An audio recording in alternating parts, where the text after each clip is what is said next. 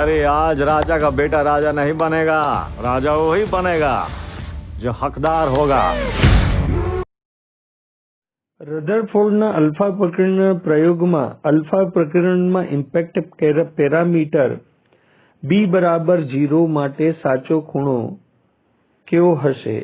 હવે impact parameter તમે કેને કહેશો કે રધરફોર્ડના એક્સપેરિમેન્ટમાં જો ન્યુક્લિયસ ઉપર તમે કોઈ અલ્ફા કણને બંબાર્ડ કર્યો જેને પ્રોજેક્ટ લેવામાં આવે તો માની લઈએ કે અલ્ફા કણ છે અને આટલાથી એ બેન્ડ થાય છે તો આ જે હશે તે ઇમ્પેક્ટ પેરામીટર બી કહેવાય છે। જ્યારે ઇમ્પેક્ટ પેરામીટર બી બરાબર 0 હોય તો ન્યુક્લિયસથી અલ્ફા કણ ન્યુક્લિયસ પણ પોઝિટિવ, અલ્ફા કણ પણ પોઝિટિવ રિપલ્શનના કારણે અલ્ફા કણ એ જ દિશામાં પાછો ફરશે, જેના માટે ઇમ્પેક્ટ પેરામીટર કેટલો થયો? 0। એકદમ ન્યુક્લિયસના સામેથી રિબાઉન્સ થશે, એ સમયે તેનો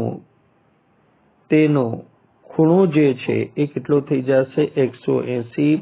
જે દિશામાં જશે એ જ દિશામાં પાછો આવશે તો તે ખૂણો તમારા માટે થઈ જશે 180।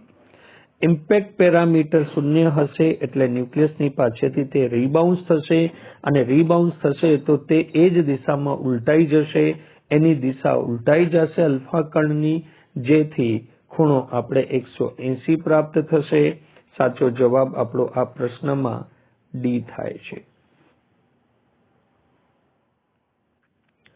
જો ક્વોન્ટમ નંબર વધે તો ક્રમિક ઉર્જા સ્તરો વચ્ચેનો તફાવત।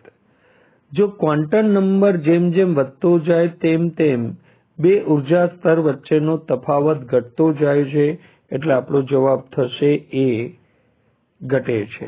જેમ જેમ ક્વોન્ટમ નંબર વધતો જાય તમને ખ્યાલ હશે તો આ બે વચ્ચેનો ઉર્જા તફાવત આ બે વચ્ચેનો ઉર્જા તફાવતમાં ઘટાડો થાય છે। સૌથી વધારે ઉર્જા તફાવત પ્રથમ અને સેકન્ડની વચ્ચે છે। તો ક્વોન્ટમ નંબર જેમ જેમ વધતો જાય તેમ તેમ ક્રમિક ઉર્જા સ્તર વચ્ચેનો ઉર્જા તફાવત ઘટતો જાય છે। એટલે આ એક પ્રકારનો સબ્જેક્ટિવ પ્રશ્ન છે જેને તમને ધ્યાન રાખવું પડશે। બામર શ્રેણીની કઈ રેખાની તરંગ લંબાઈ મહત્તમ થાય? હાઇડ્રોજન વણપટમાં પ્રાપ્ત થતી આપણે શ્રેણી મળે લાઇમન, બાર્મર, પાર્શન અને બ્રેકેટ। કોઈ પણ શ્રેણીની મહત્તમ તરંગ લંબાઈ, માની લો કે આપણી પાસે આ ઓર્બિટ છે હાઇડ્રોજન એટમના, તો લાઇમન, બાર્મર એટલે n બરાબર 2 પર જ્યારે કોઈ પણ જમ્પ થાય ઇલેક્ટ્રોન n બરાબર 3 થી જમ્પ કરે, n બરાબર 4 થી જમ્પ કરે, n બરાબર 5 થી જમ્પ કરે અથવા n બરાબર અનંતથી જમ્પ કરે તો આપણે જે શ્રેણી મળે છે તે લાઇમન, બાર્મર શ્રેણી બનશે। વિદ્યાર્થી મિત્રો ખાસ ધ્યાન રાખજો કે જે બાજુનું ટ્રાન્ઝેક્શન થતું હોય, નેબરહુડ ટ્રાન્ઝેક્શન એટલે અતિ નિકટની કક્ષામાંથી જે સંક્રાંતિ થતી હોય તેમાં મળતી તરંગ લંબાઈને કહેવાય અલ્ફા, એચ અલ્ફા, ત્યારબાદને કહેવાશે એચ બીટા અને ત્યારબાદને કહેવાશે એચ ગામા। એટલે આપણી પાસે જે પણ કક્ષાની બાજુની કક્ષામાંથી સંક્રાંતિ થાય n બરાબર 2 માટે n બરાબર 3 થી થાય તો જે પણ શ્રેણી મળશે તેની અલ્ફા શ્રેણી કહેવાય। ત્યારબાદ બાદથી જે સંક્રાંતિ થાય એને તમે કહેશો એચ બીટા અને ત્યારબાદની જે સંક્રાંતિ થાય તેને કહેવાય એચ ગામા। તો બામર શ્રેણીની મહત્તમ તરંગ લંબાઈ એ આપણી પાસે થશે એચ અલ્ફા, એટલે સાચો જવાબ થશે એચ અલ્ફા। કોઈની પણ શ્રેણી હોય લાઇમન, બાર્મર, પાસ્ચન, બ્રેકેટ કે ફંડ, તેની નેબરહુડ ટ્રાન્ઝેક્શનથી જે પણ પ્રાપ્ત થાય તે તરંગ લંબાઈ આપણી માટે મહત્તમ હોય અને અનંતથી જે ટ્રાન્ઝેક્શન થશે તેના માટે પ્રાપ્ત થતી તરંગ લંબાઈ આપણી પાસે લેમ્બડા મિનિમમ હોય। જેથી એક ડાયાગ્રામ યાદ રાખવાનો આપણે આવી રીતે કે જો સંક્રાંતિ નેબરહુડ થાય છે બાજુમાંથી થશે તો લેમ્બડા મેક્સિમમ મળશે અને જો સંક્રાંતિ અનંતથી થાય છે તો તો તરંગ લંબાઈ આપણે મિનિમમ મળશે. 1.6 into 10⁻15 હર્ટ્ઝ થ્રેશોલ્ડ આવૃત્તિ અને 8 ઇલેક્ટ્રોન વોલ્ટ ઉર્જા ધરાવતું ફોટોન, એટલે એક સપાટી છે જેની થ્રેશોલ્ડ આવૃત્તિ 1.6 into 10⁻15 હર્ટ્ઝ અને તેના પર 8.8 ઇલેક્ટ્રોન વોલ્ટ ઉર્જા ધરાવતું ફોટોન આપાત થાય છે.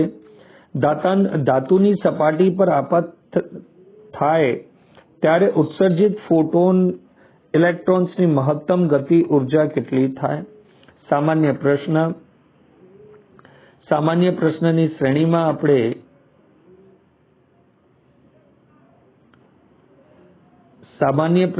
શ્રેણીમાં આપણી પાસે એક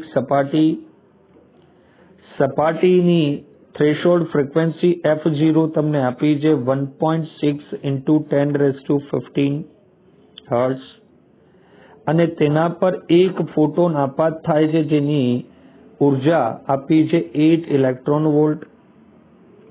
તો ઉત્સર્જન પામતા ફોટો ઇલેક્ટ્રોનની તમને મહત્તમ k max ગોતવાનું છે.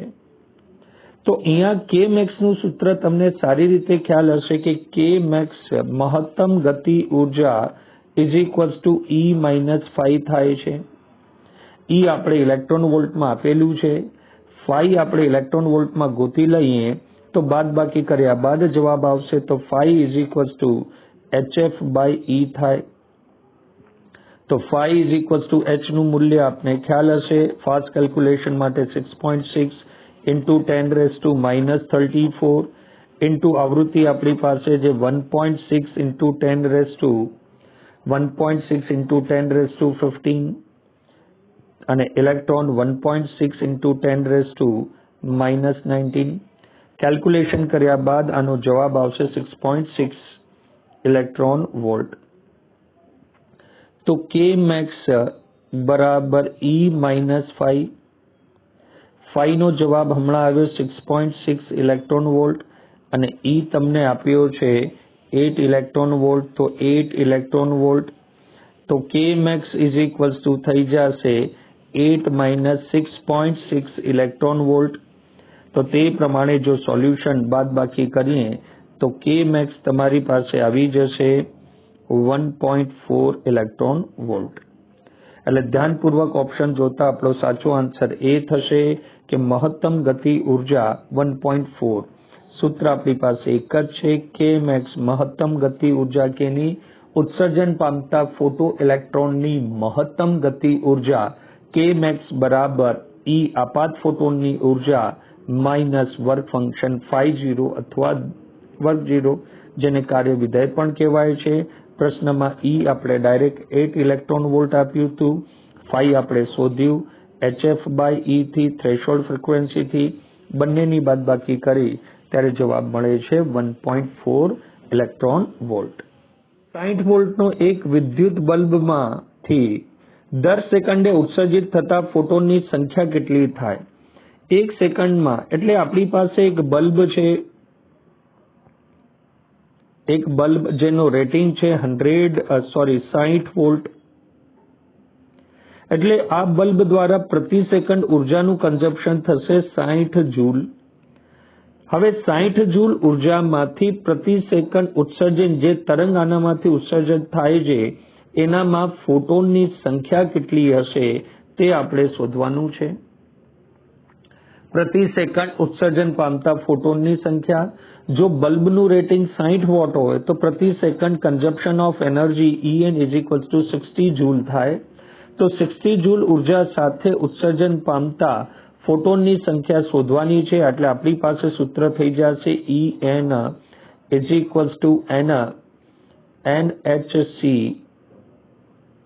En nhc/λ.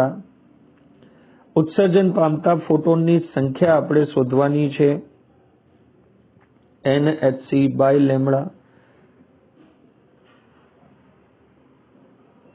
પ્રશ્નમાં એક ભૌતિક રાશિ એને આપી નથી, તરંગ લંબાઈ આપી નથી આપણે, જેથી આપણે આ પ્રશ્નને ન કરી શકીએ. જો કરેક્શનમાં આપણે સમજૂતી માટે 60 વોલ્ટના એક બલ્બ માટે વિદ્યુત બલ્બમાંથી દર સેકન્ડે ઉત્સર્જિત થતા ફોટોનની સંખ્યા કેટલી હોય? એટલે આપણી પાસે જો તરંગ લંબાઈ ન આપી હોય તો આ પ્રશ્ન ન થઈ શકે. તરંગ લંબાઈ હોવી જરૂરી છે જેથી n નું સૂત્ર બને En lambda upon hc. Lambda તરંગ લંબાઈ જો આપણે માની લઈએ 660 નેનોમીટર માની લઈએ. જો સોલ્યુશન માટે આપ્યું નથી પણ તમે 660 નેનોમીટર લઈ લેશો તો આનો જવાબ આવી જશે. En એટલે પ્રશ્નમાં તમને તરંગ લંબાઈ 660 નેનોમીટર આપી છે તે પ્રમાણે પ્રશ્નમાં કરેક્શન કરીને સોલ્વ કરજો. En તમારું થશે 60, લેમ્બડા થશે તમારી પાસે 660 into 10⁻⁹ અપોન h અને c ની વેલ્યુ આપને ખ્યાલ છે 6.6 into 10⁻34 અને વેલોસિટી ઓફ લાઇટ 3 into 10⁸. જો આને સોલ્વ કરશો તો જવાબ તમારી પાસે આવશે ફોટોનની સંખ્યા n = 2 into 10⁻20. 2 into 10⁻20. અહીંયા ધ્યાન રાખજો પ્રશ્નમાં કરેક્શન છે. લેમ્બડા તમને 660 નેનોમીટર આપેલી છે. તે પ્રમાણે ઉર્જાનું સૂત્ર લગાવ્યું હતું આપણે. En nhc/લેમ્બડા. n ને કરતા બનાવ્યો. En જે આપ્યું છે 60, lambda 660 nanometre, h 6.6 into 10⁻34, c તમને ખ્યાલ હશે 3 into 10⁸ મીટર પર સેકન્ડ. સોલ્યુશન બાદ જવાબ આવશે 2 into 10⁻20. એટલે આનો સાચો જવાબ ડી થાય છે 2 into 10⁻20. દ્રવ્યોની તરંગ લંબાઈ કઈ ભૌતિક રાશિથી સ્વતંત્ર છે? દ્રવ્યની તરંગ લંબાઈ એટલે ડી બ્રોગલી તરંગ લંબાઈ તરફ જઈએ તો તરંગ લંબાઈનું સૂત્ર હોય લેમ્બડા h/mv. લેમ્બડા h/mv તો દળ પર આધારિત છે, વેગ પર પણ આધારિત છે અને વેગમાન પણ કહી શકાય. તો લેમ્બડા h/p પણ થાય, વેગમાન પર પણ આધારિત છે. આનામાં સૂત્રમાં ક્યાંય વિદ્યુત ભાર નથી એટલે તમે કહી શકો કે દ્રવ્યોની તરંગ લંબાઈ વિદ્યુત ભારથી સ્વતંત્ર છે એટલે વિદ્યુત ભાર પર આધારિત નથી. તરંગ લંબાઈનું સૂત્ર લેમ્બડા h/mv અથવા h/p થાય છે, જેથી દળ, વેગ અને વેગમાન પર આધારિત છે, વિદ્યુત ભાર પર આધારિત નથી, જેથી વર્તમાન પ્રશ્નનો જવાબ વિદ્યુત ભાર થાય છે. પ્રકાશને બિંદુવત ઉદ્ગમ સ્થાન ફોટો સેલથી 20 સેન્ટીમીટર દૂર હોય ત્યારે સ્ટોપિંગ પોટેન્શિયલ V0 મળે છે. અને જો આ ઉદ્ગમ 1 મીટર દૂર રાખવામાં આવે તો સ્ટોપિંગ પોટેન્શિયલ કેટલો થશે? સ્ટોપિંગ પોટેન્શિયલનો સંબંધ ગતિજ ઉર્જા સાથે હોય અને ગતિજ ઉર્જાનો સંબંધ આવૃત્તિ સાથે હોય. સ્ટોપિંગ પોટેન્શિયલનું મૂલ્ય ઉત્સર્જન પામતા ફોટો ઇલેક્ટ્રોનની ગતિ ઉર્જા પર હોય અને ગતિ ઉર્જાનો સંબંધ આપાત પ્રકાશના આવૃત્તિથી હોય. ફોટોનની આવૃત્તિ સાથે સંબંધો આ 3 સંબંધ છે. સ્ટોપિંગ પોટેન્શિયલ, ગતિ ઉર્જાનો સંબંધ સપાટીથી ઉદ્ગમના અંતર પર આધારિત નથી. કે ઉદ્ગમ તમે 20 સેન્ટીમીટર દૂર રાખ્યું છે કે તમે ઉદ્ગમ 1 મીટર દૂર રાખ્યું છે તેના પરથી ગતિજ ઉર્જા અને તેની સાથે સંકળાયેલું સ્ટોપિંગ પોટેન્શિયલના મૂલ્યમાં કોઈ ફરક પડતો નથી. એટલે સ્ટોપિંગ પોટેન્શિયલનો સંબંધ આવૃત્તિ સાથે છે, ના કે સ્ટોપિંગ પોટેન્શિયલનો સંબંધ ઉદ્ગમના અંતર પર છે. એટલે અહીંયા તમે ખાલી માત્ર ઉદ્ગમનું અંતર ફેરવો છો એટલે ઉદ્ગમના અંતરથી સ્ટોપિંગ પોટેન્શિયલ પર કોઈ ફરક નહીં પડે. એટલે વર્તમાન પ્રશ્નમાં સ્ટોપિંગ પોટેન્શિયલ આપણે V0 નો V0 જ મળશે.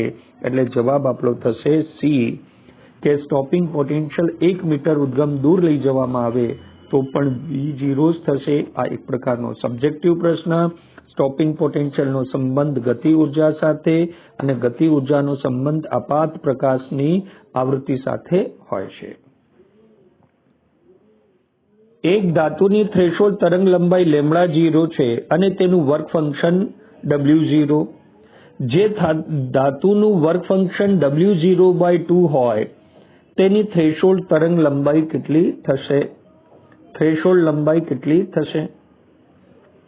આપણી પાસે જે પ્રશ્નની અંદર જો એક સપાટી છે જેનું વર્ક ફંક્શન W0 છે તો તેની થ્રેશોલ્ડ તરંગ લંબાઈ λ0 મળે છે અને બીજી સપાટી તમે લીધી જેનું વર્ક ફંક્શન W0/2 હોય તો તેની થ્રેશોલ્ડ તરંગ લંબાઈ λ0' કેટલું થશે તે આપણે શોધવાનું છે.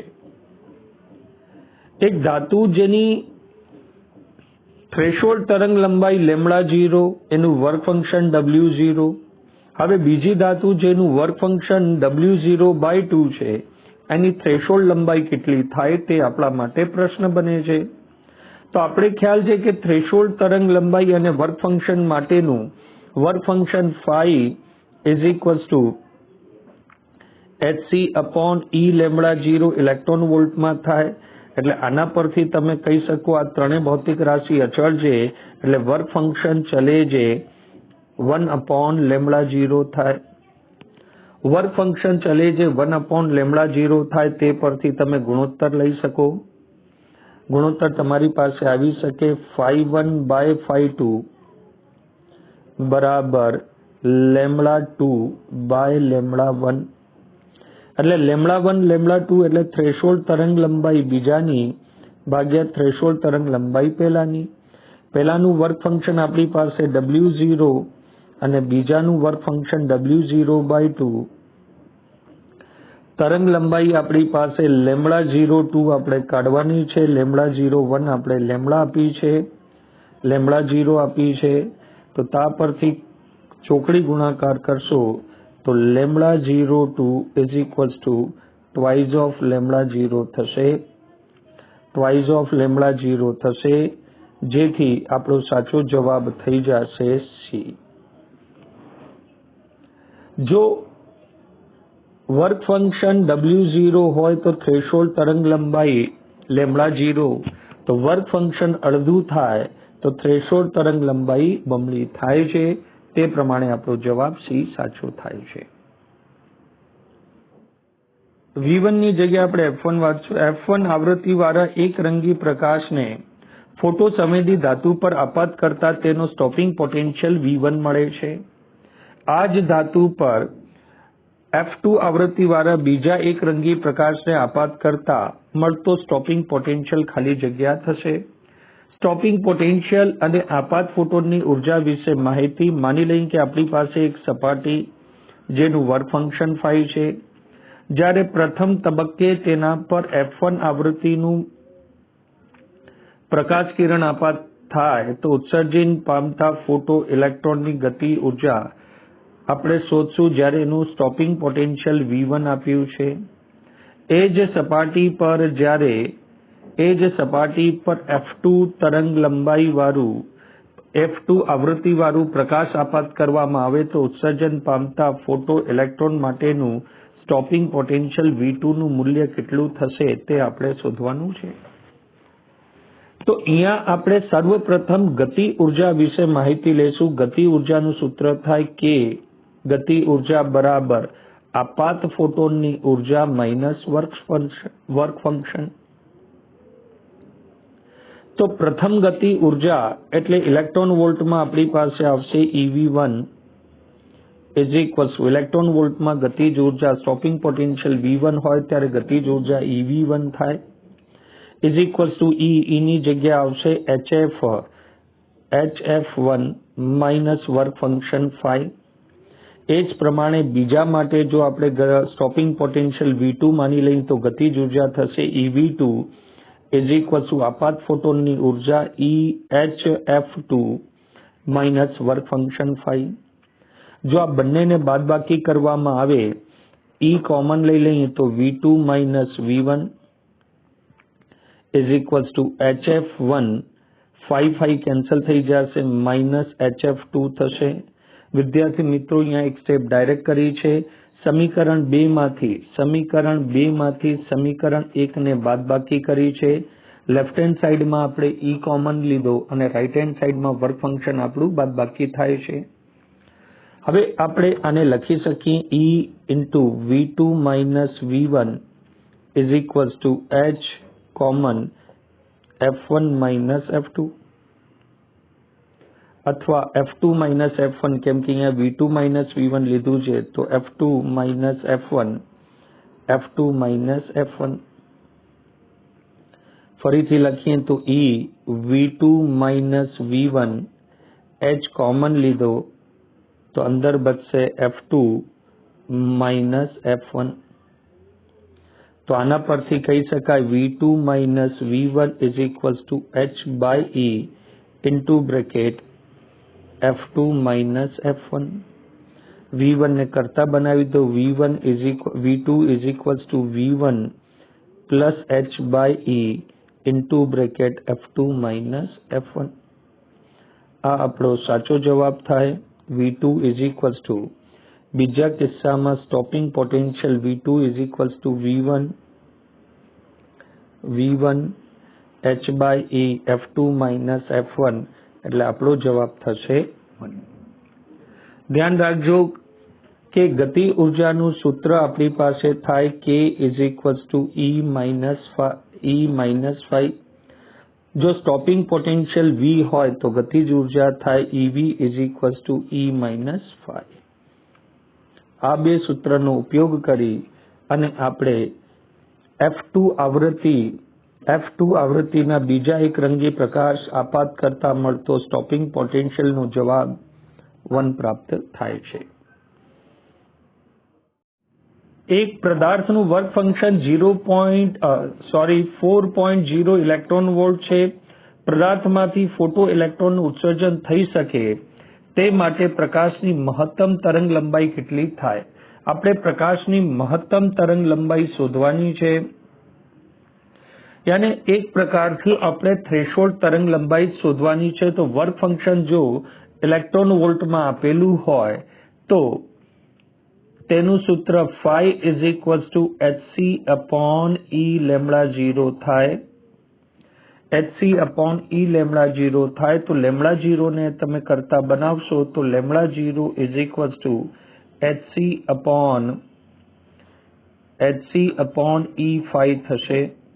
hc upon e phi થશે તો lambda 0 is equals to આનું કેલ્ક્યુલેશન ધ્યાન રાખજો દર ફેરે એક જ જેવું થાય એટલે થશે 12.421 into 10 raised to minus 7 upon 5. તો આ પ્રમાણે જો કેલ્ક્યુલેશન કરશો તો લેમ્બડા 0 ની વેલ્યુ તમારી પાસે 5 આપ્યું છે 4.0 એટલે સમથિંગ આનો જવાબ આવશે એ આવશે 3.103 into 10 raised to minus 7. 5 ની જગ્યાએ તમે રાખશો 4.0 ઇલેક્ટ્રોન વોલ્ટ. કેલ્ક્યુલેશન કરશો લેમ્બડા ઇઝ ઇક્વલ્સ ટુ આવશે તમારી પાસે 3.103 into 10 raised to minus 7 metre.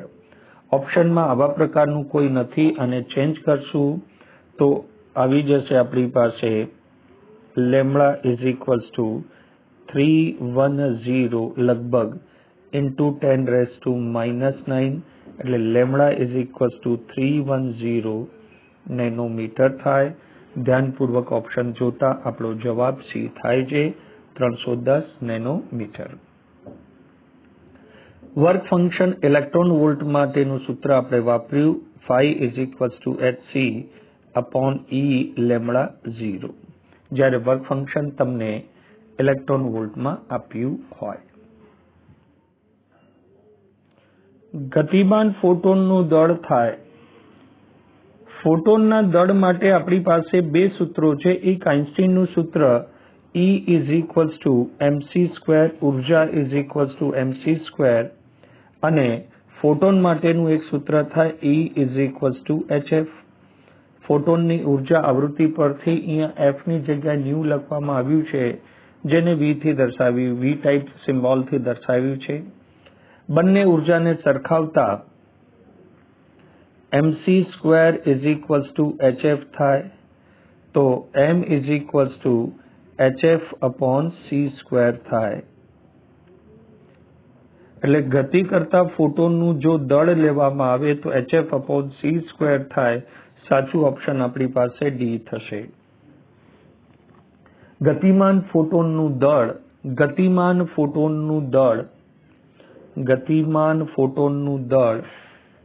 hf upon c square થાય છે. अब कीजिए फिजिक्स का डर खत्म। फिजिक्स को याद करें मिनटों में, बड़े से बड़े न्यूमेरिकल सॉल्व कीजिए 1 मिनट में। यहाँ मिलेगा बोर्ड, नीट और जी।